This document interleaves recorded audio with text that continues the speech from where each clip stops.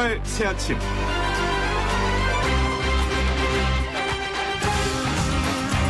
얼마 전 우리 법원은 장기간 혼인관계의 실체를 형성하지 못한 상태라 하더라도, 즉 이미 혼인이 파탄났다 하더라도 유책 배우자의 이혼 청구는 받아들이지 않는다라는 판결을 내린 바가 있죠. 그런데 어제 행정법원에서는 공무원이던 남편이 법률상 부인 A씨와 10년 이상 별거하는 와중에 B씨와 사실혼 관계를 이어갔고 법률상 부인인 A씨와의 이혼 절차를 마무리하지 못한 채 사망했다 하더라도 사실상 혼인관계는 해소되었다고 볼 수 있으므로 유책 배우자였던 남편의 유족연금은 B씨에게 지급해야 된다라고 판시했습니다.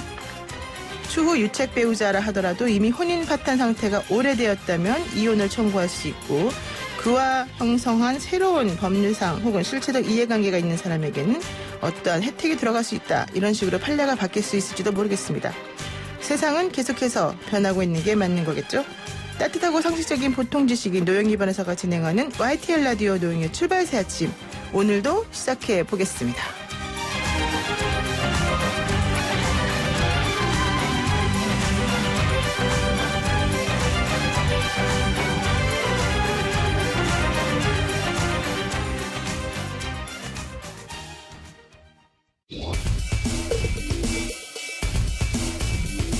막히는 출근길, 뉴스엔 급행 열차를 타라. 헬마 뉴스. 네, 매일 아침 청취자 여러분의 속을 시원하게 뚫어드리는 시간입니다. 오늘도 헬마 뉴스 함께 하겠습니다. 헬마우스 임경빈 작가 나와 계십니다. 안녕하세요. 안녕하세요, 헬마우스입니다. 네, 오늘도 기쁜 소식으로 한번 시작해 보겠습니다. 예, 어제에 이어서 이제 기생충 얘기를 좀 준비를 해봤는데요. 예, 아카데미 사관왕 돌풍을 일으킨 영화 기생충의 후폭풍이 지금 전 세계에서 강하게 불고 있습니다. 예, 오스카 싹스리에 힘입어서 이제 기생충의 북미 배급사인 네온이 네. 현지에서 이제 상영 극장 수를 2배로 늘릴 거라는 보도가 나왔는데요. 이에 따라서 이제 미국과 캐나다에서 기생충을 볼 수 있는 극장 수는 2,000여 곳으로 늘어나게 됐습니다. 지난해 10월에 이제 처음으로 북미에서는 3개 극장에서 시작을 했는데 넉 달 만에 이제 이게 2,000개로 늘어난 거고요. 그야말로 폭발적인 관심과 성장이라고 볼 수 있겠습니다. 그러니까 이게 뭐 얘기를 들어보니까는 세계 3대 영화제가 있는데 네.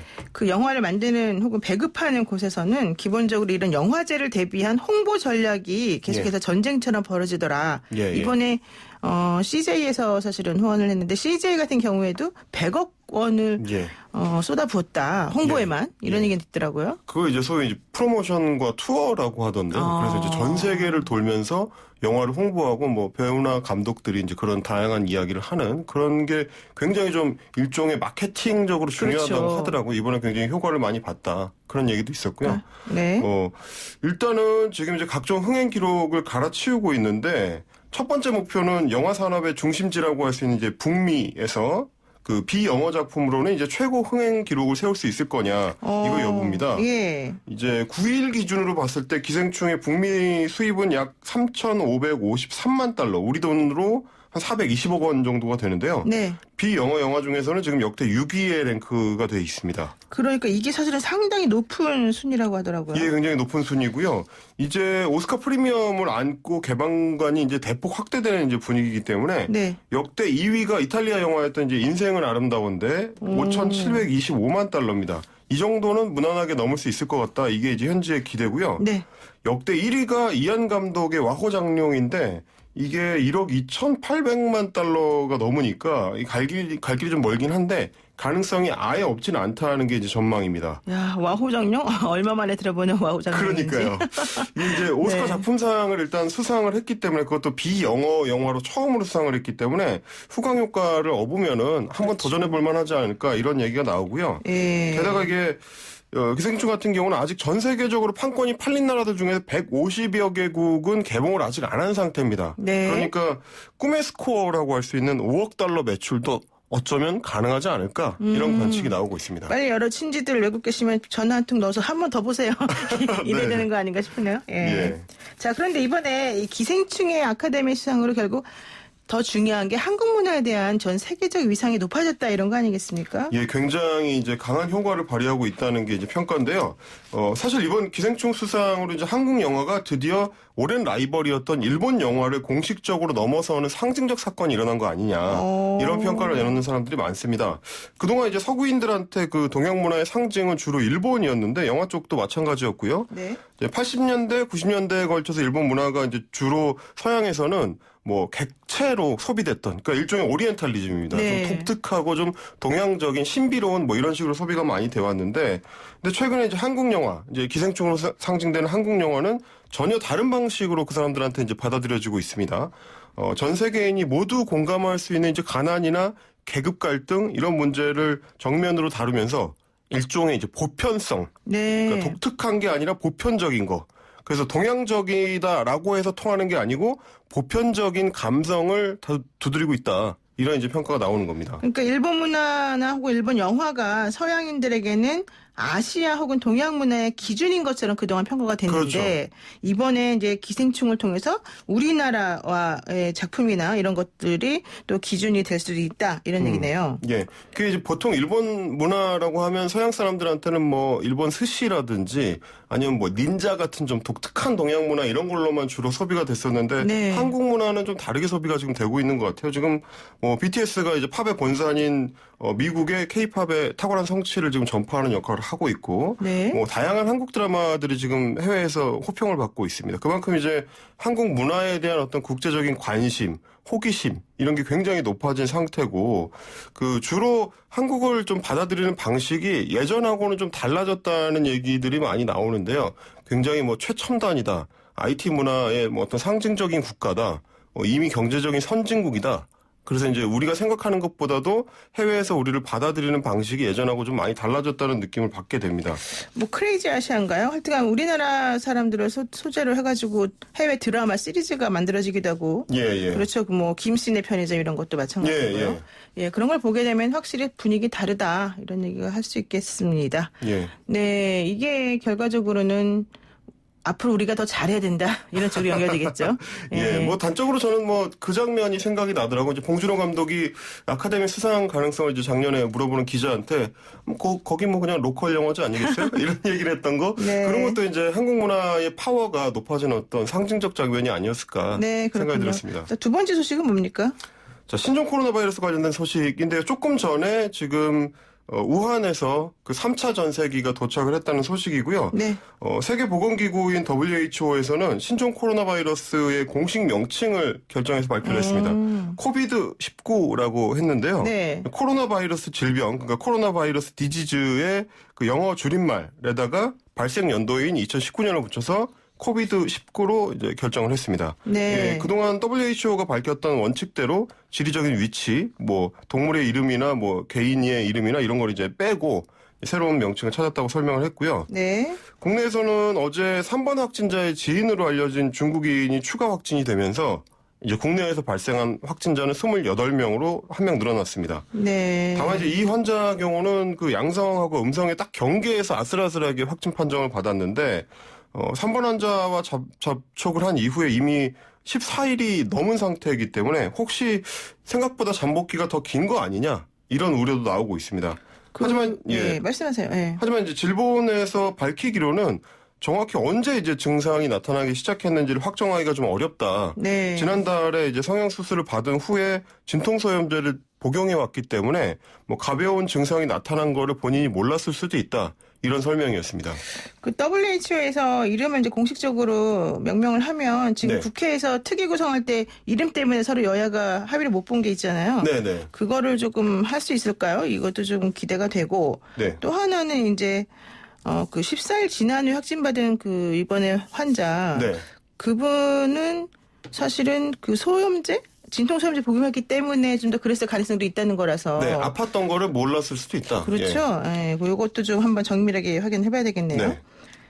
그리고 지금 그 일명 에어로졸 전파. 네. 여기에 대해서 지금 질본은 어떤 입장을 내놓고 있습니까? 어제 좀 입장을 재확인을 했는데요. 가능성이 작다 이렇게 밝혔습니다. 이제 예. 보건 당국 입장에서는 그 신종 코로나 바이러스의 이제 사태 초기부터 주된 감염 경로는 비말이다. 그러니까 네. 이제 기침할 때 튀어나오는 그 침방울이다 이렇게 발표를 해왔는데 다만 드물게 아주 밀폐된 공간에서 대량의 에어로졸이 순간적으로 만들어졌을 때 굉장히 말하자면 제한적인 조건인 거죠. 네. 이럴 때는 부분적인 공기 전파 가능성이 있을 수는 있다. 이 정도 얘기를 했는데 다만 이제 지역사회에서 이런 방식의 공기 전파가 생길 수 있는 환경은 굉장히 드물기 때문에 너무 걱정할 필요는 없다는 게 이제 질본 입장입니다. 그러니까 뭐 어쨌든 중국도 뭐 잠복기가 24일이 될 수도 있다 뭐 이런 얘기도 했지만 네. 어쨌든 이건 예외적인 경우다 이런 얘기 나오는 거죠. 예, 그리고 뭐 워낙 이제 신종 바이러스라서 아직 확인되지 않은 부분들이 많기 때문에 뭐 네. 앞으로 좀 지켜볼 필요는 있을 것 같습니다. 그리고 태어나는 환자들에 대한 소식도 계속 나오네요. 예, 우리 같은 경우는 지금 이제 새로 태어나는 환자들이 계속 늘어나는 양상인데요. 어제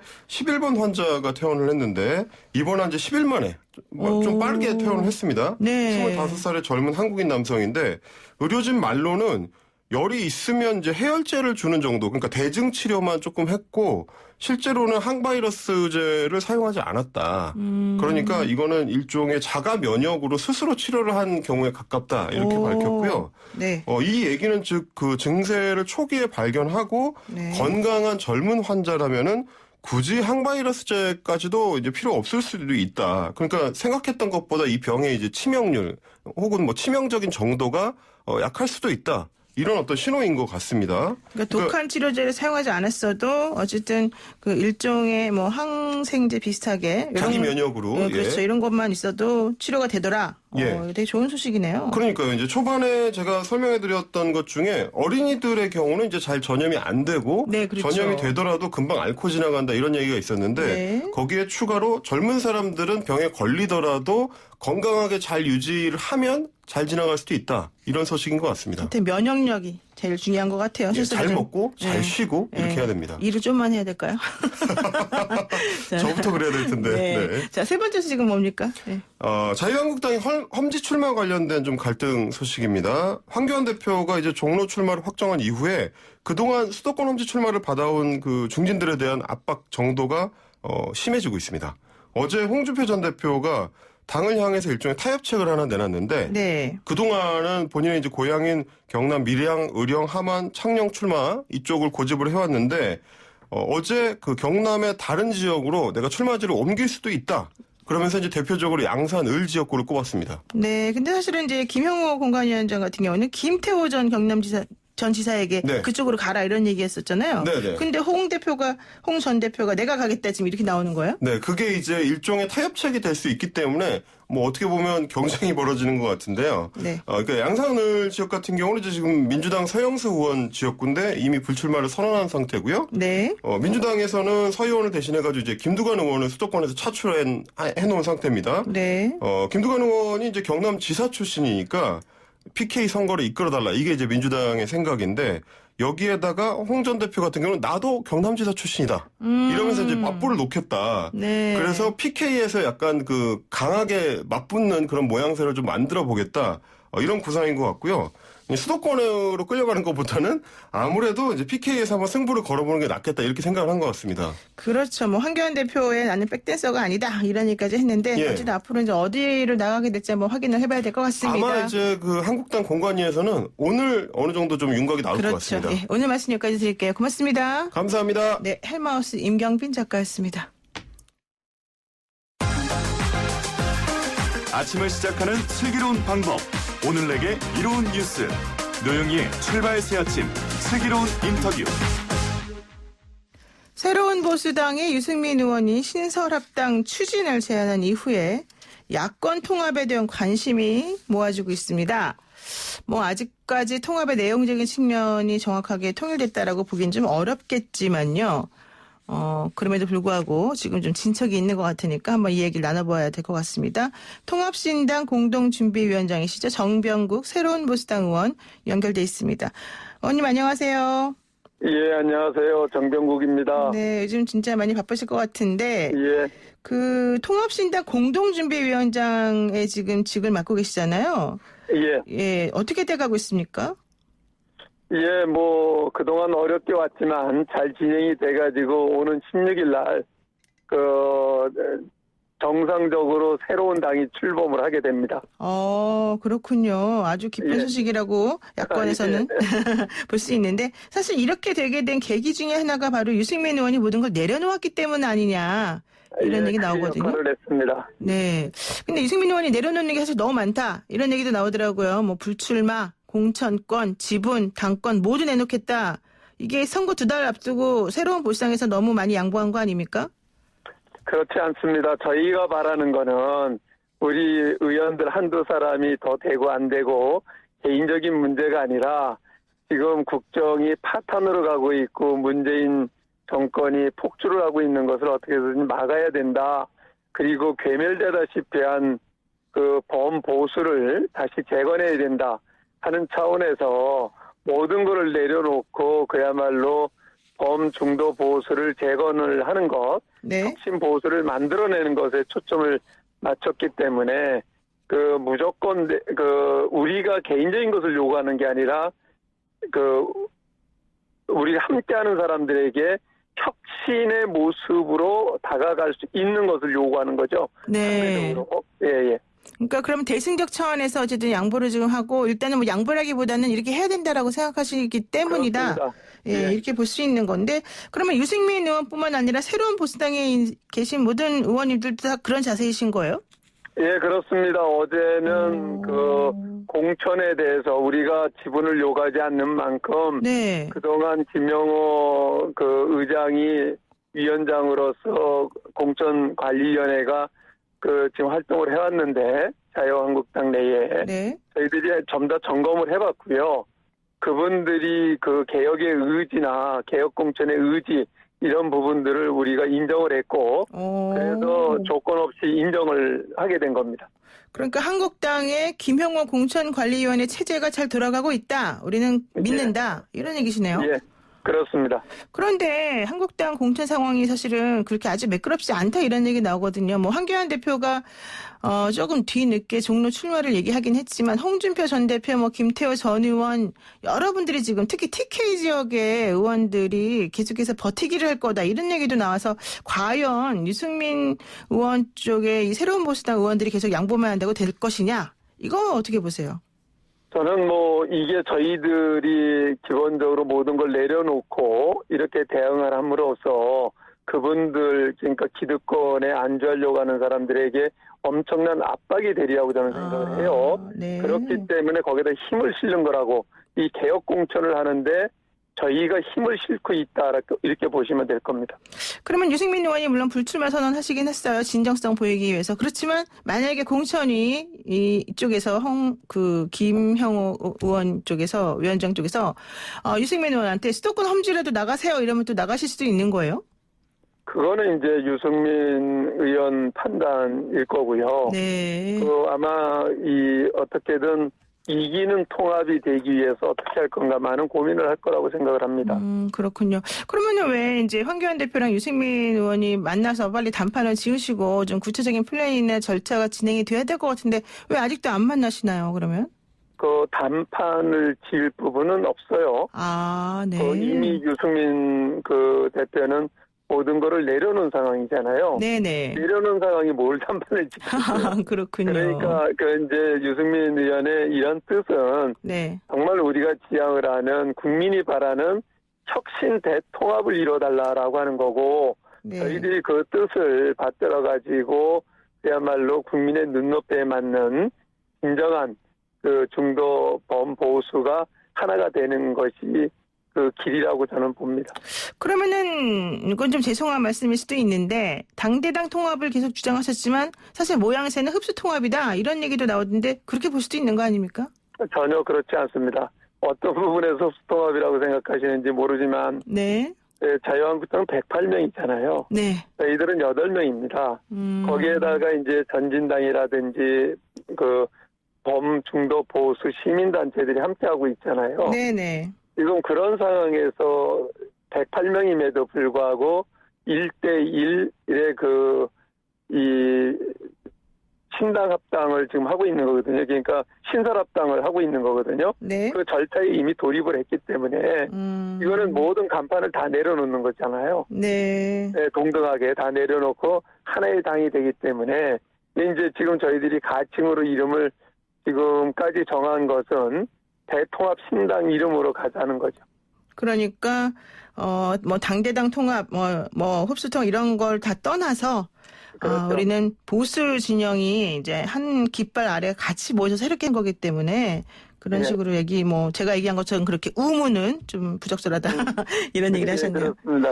그러면 대통합신당이라고 어느 정도 이제 얘기가 되면 결국 그동안에 새로운 보수당이 보수라는 이름을 끝까지 지켜왔던 그거는 어떻게 되는 거예요? 아니 그러니까 대통합신당으로 다 들어가는 거예요. 지금 저희가 통합 세력들이 보수 세력뿐만 아니라 범중도 보수 세력 중에 하나가 되는 거거든요. 지금 그동안에 문정권이 들어와가지고 그야말로 국민을 분열시키고 갈등을 유발하는 정책을 일관해왔기 때문에 네. 지금 이 시점에서 봐도는 혁신과 통합이라고 저희들은 봐요. 네. 그렇기 때문에 그 대통합이 저희들이 전제가 된 거고요. 그리고 이제 혁신이라고 하는 거는 공천 과정에서 저는 국민들에게 보여줄 수 있다고 봅니다. 그러니까 보수라는 이름을 굳이 당명에 넣지 않아도 그렇습니다. 중도와 보수라고 하는 것은 기본적인 전제로 깔려있기 때문에 예. 잘 될 예. 거다. 예. 보시는군요. 그런데 사실은 조금 저도 물론 마찬가지지만 이런 궁금증을 갖고 계신 분들이 계시더라고요. 광화문 세력과의 통합은 어떻게 되는 거냐? 일명.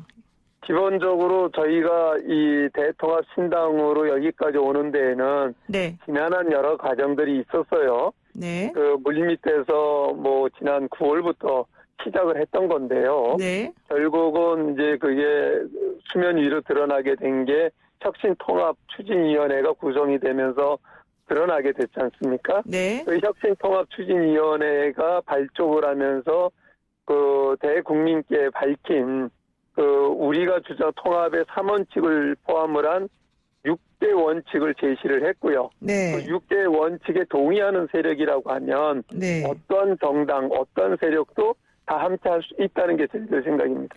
그러니까 그 부분이 조금 의아스럽더라고요. 그 이현주 의원 같은 경우에도 이제 전진당을 만들긴 했지만 광화문 세력과의 연결성에 대해서 끊임없이 얘기하시는 분이기도 하고요. 보수 세력이라고 불리우는 분들과의 통합도 어느 정도 뭐 지금 차단한 게 아니라고 한다면, 그래서 황교안 네. 대표가 유승민 의원이 만나자는 제안을 거절한 것이라고 보여진다면 이건 앞으로 또 변수가 생기는 거 아니냐 이런 얘기 있던데. 일단은 그 황교안 대표가 유승민 대표하고 만나는 것을 거절한 것은 아니고요. 아, 네. 네, 그건 전혀 아니고. 네. 그리고 광화문 세력이든 어느 누구든 간에 네. 그 6개 원칙에 동의를 하면 다 열려 있는 거죠. 기본적으로 정당을 하는데 네. 정당이 지향하는 가치 철학에 동의하지 않는 사람들이 어떻게 함께 하겠어요? 네. 그분들은 그 6대 원칙을 거부했던 사람들이고 네. 지금이라도 마음이 바뀌어가지고 그걸 동의한다라고 하면 저희가 그걸 거부할 수 있는 방법이 없는 거예요. 그 자유민주주의 사회에서 정당이라고 하는 것이 누구는 되고 누구는 안 된다는 건 없지 않습니까? 네. 다만 그 당을 함께 하려고 하면 가치와 그 철학에 동의를 해야 되는 거죠. 그 만약에 그렇지 않다라고 하면 그거는 단순히 선거를 앞두고 그 선거 공학적인 접근이다. 네. 그렇게 보여집니다. 그러면은 뭐 조원진 의원이라든가 또 네. 김문수 의원이라든가 먼저 이런 네. 분들이 얘기하고 있는 그 탄핵과 관련돼 있는 갈등이나 이런 것들에 대해서는 어떻게 봐야 되는 겁니까? 기본적으로 그게 탄핵의 강을 건너자라고 하는 3대 원칙, 6대 원칙 내 원칙이 다 들어가 있잖아요. 네. 지금 현재 대통합신당에 함께하는 세력들은 그 자체를 그 6개 원칙, 3개 원칙을 다 동의한 사람들이기 때문에 그 문제는 더 이상 논의의 대상이 아닙니다. 아, 그러니까 이런 그 탄핵을 계속해서 반대하거나 주장하거나 이런 분들은 일단은 제외시킬 가능성을 전제에 두시고 지금은 계속해서 통합 얘기를 가능성이 하시는군요. 아니라 그거를 동의한 사람들이 참여를 하는 거죠. 알겠습니다. 그러면은 또 지금 변수로 남아있는 분이 이제 안철수 같은 국민당 창당 준비위원장과의 연대 이런 거일 텐데요. 사실 안철수 위원장은 한국에 오자마자 보수 세력하고 통합이 연대하지 않겠다 이런 말을 먼저 했단 말이죠. 이거는 네. 어떻게 될까요? 그거는 뭐 안철수 전 의원의 생각일 텐데요. 네. 예, 다만 그러나 그 안철수 그 의원이 추진하고 있는 지금 그 정당을 보면 네. 지금 우리가 추진하고 있는 것과 거의 차이가 없어요. 아, 차이가 없어요. 예. 네, 그렇게 그럼에도 불구하고 네. 그 새로운 당을 만든다라고 하는 거는 그건 개인주의인 거죠. 근데 안철수 뭐 위원장 같은 경우는 오자마자 사실은 호남을 먼저 방문해서 죄송하다 이런 사과도 하기도 했고 또 중도라고 하는 그런 새로운 물론 뭐 예전부터 중도 얘기는 하셨습니다만은 중도 세력을 뭐 계속해서 통합해야 된다, 얘기해야 된다, 새정치해야 된다 이런 얘기 하셨기 때문에 좀 뭐 길이 좀 저는 좀 다른 것 같기도 하던데 아니라고 보시는 거예요? 일단 저희들이 추진하고 있는 세력들이 네. 범중도 보수 세력들이 하나가 되고 있기 때문에 네. 그리고 저희들이 내건 그 정강 정책이라든가 저희가 지향하고자 하는 가치 이런 부분들이 차이가 없고요. 네. 일단은 뭐 호남에 가서 그 사죄를 하고 했다는 부분들에 대해서 전 잘 이해가 가지 않는 게 네. 그동안 뭐 호남 패권이 싫어가지고 국민의당 깨고 바른정당하고 함께 통합을 했던 것 아니겠어요? 네. 그 지역 패권이 싫어가지고. 네. 그런데 지금 와서 다시 지역 패권을 되살리자고 하는 것인지 그런 부분에 대해서 약간 캐션 마크가 붙네요. 네. 좀 불만 있으신가 보네요. 불만이 아니라 네. 차이가 없는데 네. 다른 것 같이 활동을 하니까 그런 차이가 없는 것 부분이 같다. 이해가 가지 않는 거죠. 그렇군요. 요거 하나 여쭤보겠습니다. 사실은 이제 한국당에서 미래한국당을 만들면서 이제 준연동형 비례대표제 관련해서 비례의원을 좀 집중적으로 공략하는 모양새가 됐단 말이죠. 그러면 이 통합신당에서는 이 미래한국당과 같은 뭐 위성정당이랄까요? 이런 정당의 모습에 대해서는 어떻게 이해를 하고 계신 겁니까? 아직 그 부분에 대해서는 구체적으로 논의를 아직 못했어요. 이제 어제 지도체제하고 공간이 문제를 쭉 논의를 했고 네. 앞으로 이제 16일까지 한 3일 정도가 남았잖아요. 네. 3일 정도를 더 집중적으로 더 논의를 해봐야 됩니다. 그러면은 지금 이제 보시기에는 앞으로 남은 변수나 이런 것들은 뭐가 될까요? 변수가 특별한 게 없어요. 다만 그렇군요. 어제 네. 그 이제 지도체제 구성을 하는 과정 네. 그리고 공간위를 이제 자유한국당에서 그 내에서 만든 거 구성한 거기 때문에 네. 그 부분을 대통합신당 이름으로 어떻게 그것을 그 다시 대통합신당 차원에서 그것을 추인하던 새롭게 이제 그걸 만들어 갈 거냐 하는 부분에 대해서 논의가 있었지만 큰 걸림돌이 있는 것은 아닙니다. 그럼 위원장님께서는 이제 이번 총선 구도는 기본적으로 민주당 대 반민주, 반문재인인데 이런 식으로 구도가 지금 형성된다 이렇게 보시는군요. 저는 그렇게 봅니다. 그러면은 선거에서 총선에서 필승이다 이렇게 되는 건가요? 그 뭐 지금 국민 여러분들이 지금 이 현 문재인 정권에 대한 그 폭정에 대해서 엄청난 실망을 하고 있고 네. 그 비판을 하고 있기 때문에 저희들이 그것을 잘 혁신 대통합신당을 통해서 담아낸다고 하면 저희들은 승리할 수 있다고 봅니다. 네, 그렇군요. 알겠습니다. 오늘 말씀 여기까지 듣겠습니다. 고맙습니다. 예, 감사합니다. 네, 지금까지 통합신당 공동준비위원장인 정병국 새로운 보수당 의원이었습니다. 네, YTN 라디오 노영의 출발새 아침 잠시 후에 돌아올게요. 친절한 시사, 시원한 통찰, 노영희의 출발 새 아침, 슬기로운 인터뷰.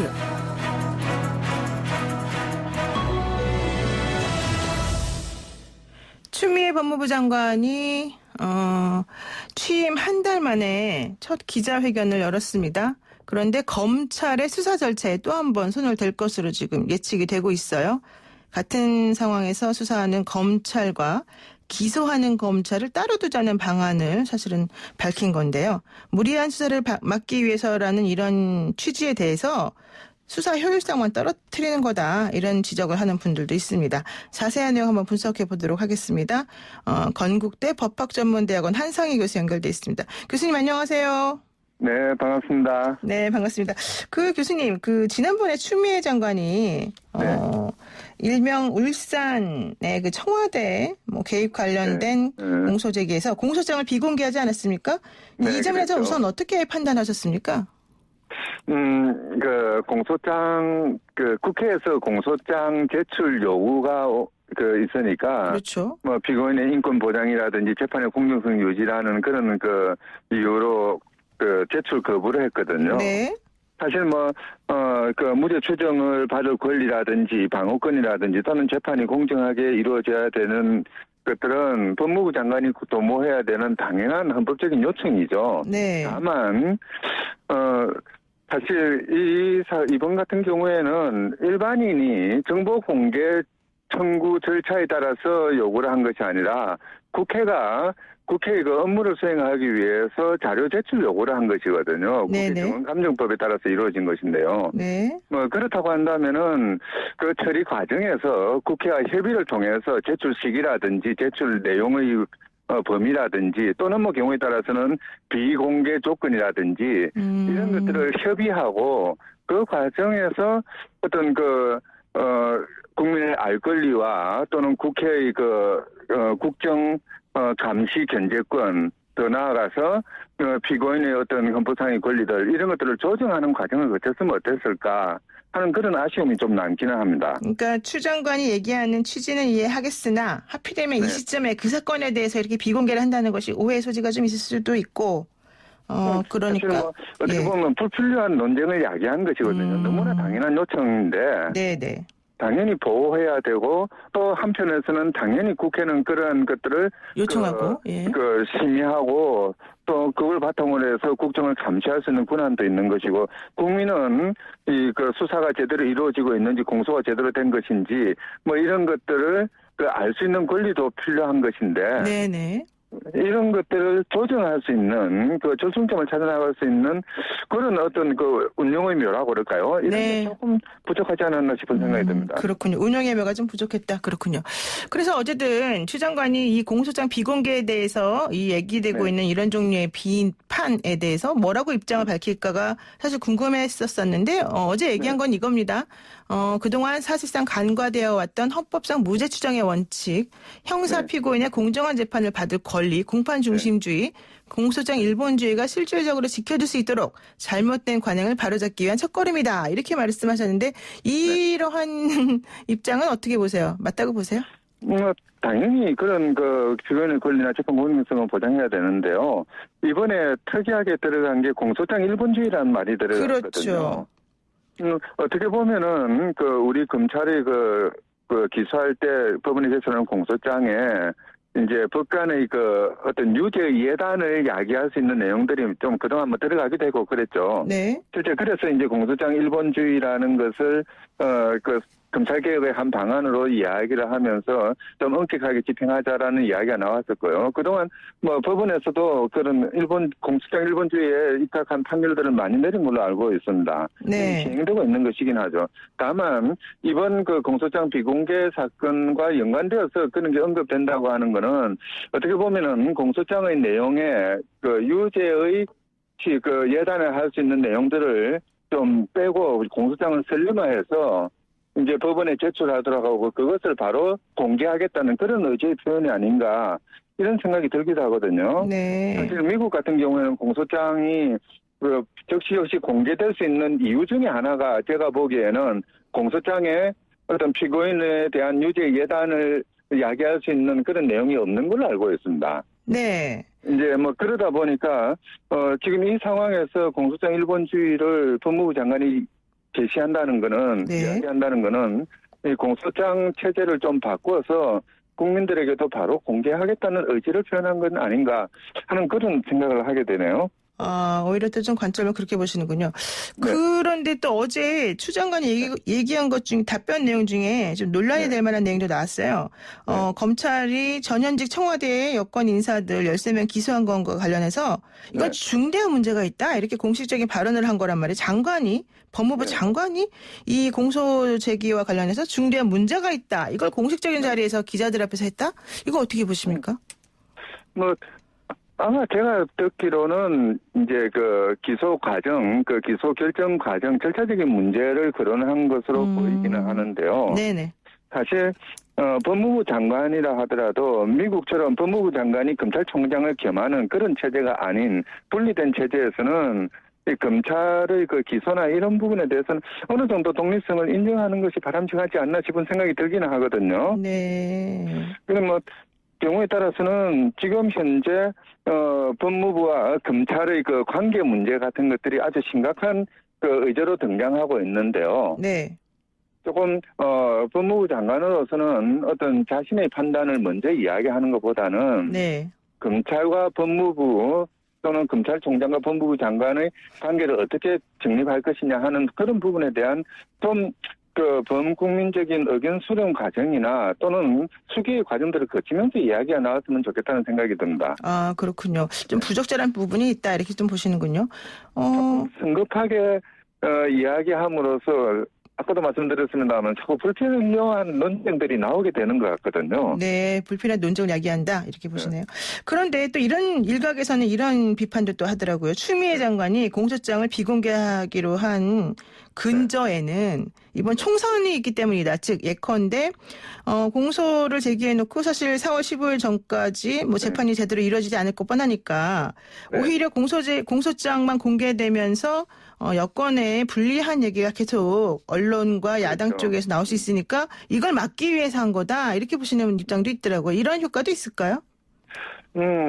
뭐 어떻게 보면은 오이밭에서 신발끈 묶지 마라는 이야기하고 똑같은 맥락이 되는 것인데요. 네, 그렇군요. 사실 그 공소장을 공개 문제에 대해서 공소장을 비공개하겠다는 것에 대해서 어떤 그 법무부 장관의 그 결정을 정당화할 수 있는 근거 지을 수 있는 법률적인 근거가 없는 거는 그거는 사실이거든요. 네. 어쨌든 국회에서의 그 정원 감정에 관한 법률에 의해서 자료 제출을 요구를 했는데 그에 대해서 어떠한 이유 해석은 거부하겠다는 것은 조금 세간의 오해를 야기할 수 있는 가능성이 분명히 있는 건 사실이죠. 네. 그러니까 계속해서 지금 불필요한 논쟁이나 오해를 야기할 수 있는 그런 행보이기는 맞는 것 같다. 네. 그리고 또 하나 이제 어제 중요한 얘기를 하나 했습니다. 사실 저는 이거는 좀 상당히 창의적이다 뭐 이런 생각도 하긴 했는데 검찰 개혁과 관련해서 그동안에는 검사와 경찰에게 검찰과 경찰에게 수사권과 기소권을 나눠서 하게끔 해야 된다. 이런 얘기가 계속 나왔는데 어제는 검찰 내부의 의견을 다양하게 검증하는 방식도 하나 필요하고 또 하나는 검찰을 아예 둘로 좀 정리를 수사와 기소를 전담하는 파트를 나눠야 된다. 이런 얘기까지 했단 말이죠. 이거 어떻게 보십니까? 그렇죠. 사실 수사와 기소를 분리하자는 거는 그동안 검찰개혁 논의에서 핵심적인 부분이었고 그렇죠. 그게 이제 이번 검경수사권 조정으로 일단락된 것이기도 한데요. 그동안 이제 검찰 내부에서도 수사와 기소 이 과정의 연결 과정에서 어떤 권력 남용의 여지를 없애기 위해서 여러 가지 장치들을 마련해 왔었거든요. 네. 검찰 수사심의위원회라든지 뭐 전문수사 자문관 제도라든지 또는 뭐 인권수사 자문관 또는 인권감독관 제도까지 두고 또 이제 검찰 내부적으로 그러니까 수사 담당 검사 그다음에 이제 차장 검사, 부장 검사 그리고 검사장 하는 이런 결제 라인 같은 것들이 다 있어 왔는데요. 네. 아마 법무부 장관은 그런 식의 어떤 현재의 기소 통제 장치가 부적절해서 효율적이지 못하다고 보는 것 같아요. 그래서 일본의 총괄심사 검찰관 제도까지 언급했다고 알고 있는데요. 네네. 문제는 지금 이미 검경 수사권 조정이 이루어져 가지고 이제 8월 달부터 검찰이 수사할 수 있는 거는 그러니까 소위 말하는 그악에 해당되는 공직 부정부패라든지 권력형 범죄라든지 경제 범죄라든지 대형 참사 이런 부분이거든요. 네. 그런데 이제 이런 부분의 경우에는 기소권의 남용이 문제가 아니라 기소하지 않는 그럼으로써 이 권력형이나 권력자들이나 또는 재벌이나 대기업들 또는 뭐 시장에서 그 가격 단호하는 사람들 이런 사람들을 봐주기 수사로 일관하는 이런 게 문제였던 거라고 알고 있습니다. 그리고 바로 그 과정에서 검찰공화국이라는 이야기들이 나오기도 했었고요. 네. 그랬을 때 검찰 내부의 조직을 이원화해서 수사 담당 검사와 기소 담당 검사로 나누는 것이 과연 어떤 의미가 있을 것인지